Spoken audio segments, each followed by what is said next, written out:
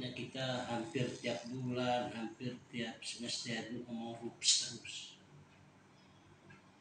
Nah ternyata dalam perjalanannya itu juga belum memberikan keputusan yang final, terutama dalam penentuan susunan kepengurusan. Berharap di tanggal 12 kalau memang RUPS itu tujuannya untuk menentukan para direksi dan lain sebagainya, maka rujukannya ya seperti Pak Firdi bilang tadi, RUPS sebelumnya itu menjadi catatan yang memang tidak bisa diabaikan.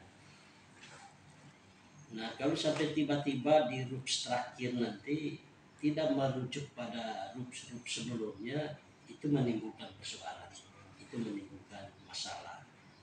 Salah satunya tadi termasuk PLT Bank NTT sekarang, jika ditempatkan oleh orang baru, maka posisi PLT ini mau diapakan? Siapa yang bertanggung jawab soal RUP sebelumnya? Tetapi kalau ada regulasi yang memungkinkan bahwa tidak persoal, tidak ada masalah, apakah itu petunjuk dari OJK atau petunjuk peraturan lainnya, saya kira kita di DPR mengikuti mekanisme teknis. Sedangkan tuntutan secara politik di DPR ini, terutama secara kelembagaan, kita menghendaki hasil RUPS terutama para direksi itu betul-betul yang terbaik. Terbaik dalam arti merubah cara lama mengelola Bank NTT yang kebanyakan melakukan tindakan kesalahan. Contohnya kebocoran-kebocoran keuangan bank. Ada istilah pemutihan, ada istilah kredit macet, dan lain-lainnya. Nah tentu kami fungsi pengawasan di Komisi 3 ini melekat dengan tuntutan kalau sampai terjadi nanti perubahan direksi baru semua, tugas mereka itu tidak gampang.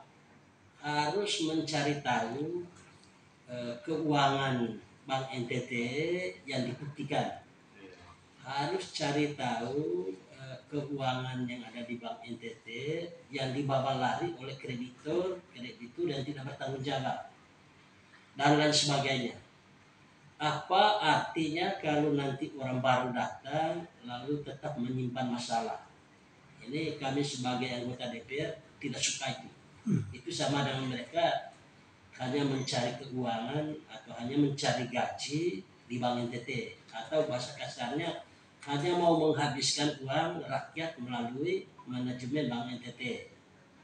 Nah tentu secara pribadi ya, sebagai anggota DPR, saya mengharapkan RUPS ini nanti benar-benar Bank NTT muncul wajah baru. Jangan juga baca topeng. Kalau nanti orang baru ini muncul wajah topeng akibat kepentingan politik, saya kira rakyat NTT tetap sengsara, terutama orang-orang yang simpan uangnya di sana, terutama orang-orang contohnya pegawai negeri yang menjadi aset oleh Bank NTT untuk kredit uangnya dengan bunga yang mencekik leher. Jadi sudah satu keprihatinan kami di Dewan ini. Ya, jadi sebagai oleh karena itu kami sebagai DPR dalam fungsi pengawasan ini dirubah. Jangan sampai SK dari PNS ini digandeng sana, lalu giliran untuk membayar bunganya bermacam-macam. Itu poin pertama. Poin kedua, tentu sebelumnya untuk memenuhi modal inti kita selama ini berpatokan pada pinjaman atau kerjasama dengan pihak lain, Bank Jatim, lalu Bank DKI. Bank DKI gagal, bergeser ke Bank Jatim. Yang oleh Bank Jatim menjanjikan 100 miliar untuk restore awal. Secara pribadi saya mau mengatakan stop sudah, tidak usah sulit pinjaman. Kita gunakan dana 200 triliun yang digembar-gemborkan oleh Menteri Keuangan. Sekarang peran gubernur atau peran direksi yang terpilih nanti buktikan bahwa mereka bisa dapat bagian dari 200 triliun yang digembar-gemborkan oleh Kementerian Keuangan. Nah, apa dia punya untung ruginya? Tentu secara bunga kecil, tidak seperti yang dilakukan oleh Bank NTT. Selain dividen kita tergerus untuk bagi hasil ke sana, kedua unsur direksi atau unsur pimpinan di dalam pengelolaan manajemen Bank NTT juga itu melibatkan Bank Jatim. Sedangkan kalau kita melakukan mengambil bagian dalam keuangan yang diedar oleh kementerian, saya kira tidak seberat itu. Dividen kita juga aman, mungkin ada bunga tapi tidak sebesar yang dibuat perjanjian dengan Bank Jatim. Oleh karena itu saya secara pribadi menolak atau membatalkan perjanjian kerjasama terutama dalam pinjaman untuk memenuhi modal inti dari Bank NTT. Ya.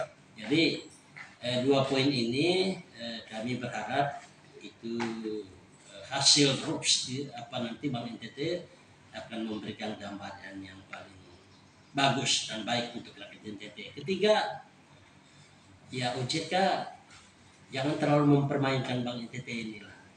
Karena kelihatannya diduga OJK juga melibatkan diri mengatur secara teknis sehingga para direksi ini bingung. Mereka mau ikut aturan BI atau mau ikut aturan OJK atau ikut aturan politik.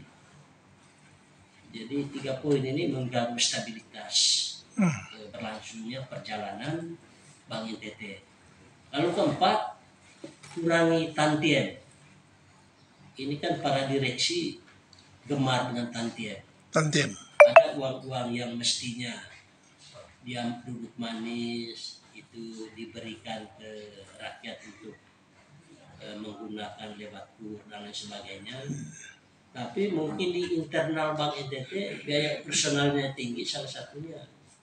Saya juga tantiem itu juga bagian yang wajib dibayar kepada para direksi atau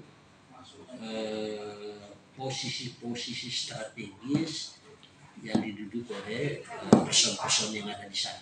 Saya kira sementara itu saja. Ya, jadi ini terakhir mungkin. Jadi untuk dari Komisi 3 menanggapi OJK khususnya di Bank NTT, kira-kira bagaimana? Dari Komisi 3 menanggapi OJK untuk yang mengkoordinir Bank NTT, kira-kira tanggapan Bung bagaimana? Ya, kalau bisa secara teknis OJK membiarkan Bank NTT yang terpaham itu. Tapi dia memberi regulasi yang berlaku umum, yang tidak menjerat Bank NTT. Contohnya tadi, melakukan perjanjian kerjasama dengan Bank Jatim. Bank Jatim ya. Jika jumlah uang kita sedikit. Padahal masih ada peluang lain untuk kita berkreasi. Katakanlah menjual saham seri B.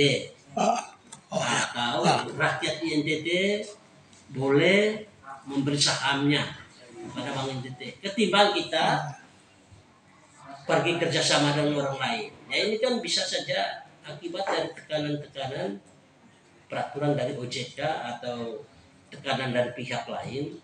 Sehingga Bank NTT tidak berkreasi untuk melakukan manuver-manuver yang sifatnya lentur menguntungkan pemerintah NTT dan masyarakat NTT. Oke. Katakan kemarin itu sampai adanya